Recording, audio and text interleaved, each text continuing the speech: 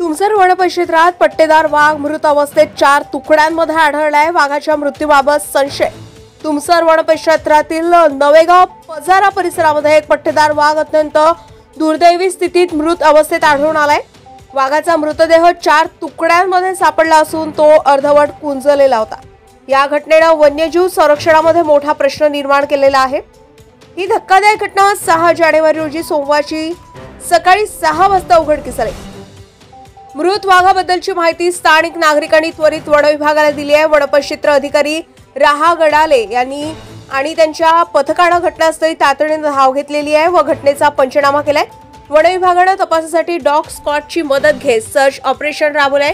वाघाचा मृत्यू नैसर्गिक नसून करंट लावून ठार मारण्यात आला असावा आणि नंतर जंगलात टाकण्यात आला असावा असा प्राथमिक अंदाज वर्तविलेला आहे।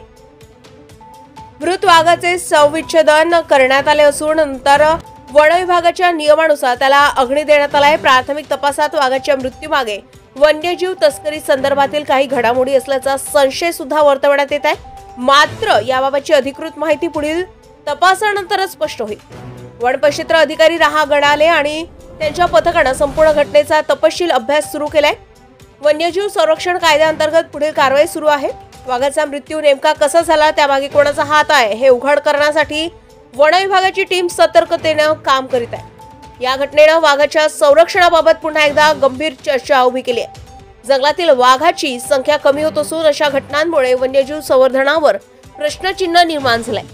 गजा महाराष्ट्र 24 न्यूज करिता तुमसरवरून आमचे प्रतिनिधी संदीप पडारे भंडारा। ताज्या घडामोडी आणि बातम्या जाणून घेण्यासाठी गरजा महाराष्ट्र 24 न्यूज या आपल्या YouTube चॅनलला सबस्क्राइब करा आणि बेल आयकॉन दाबायला विसरू नका, जेणेकरून आपला व्हिडिओ आल्याची ताजी खबर तुम्हाला ताबडतोब मिळेल।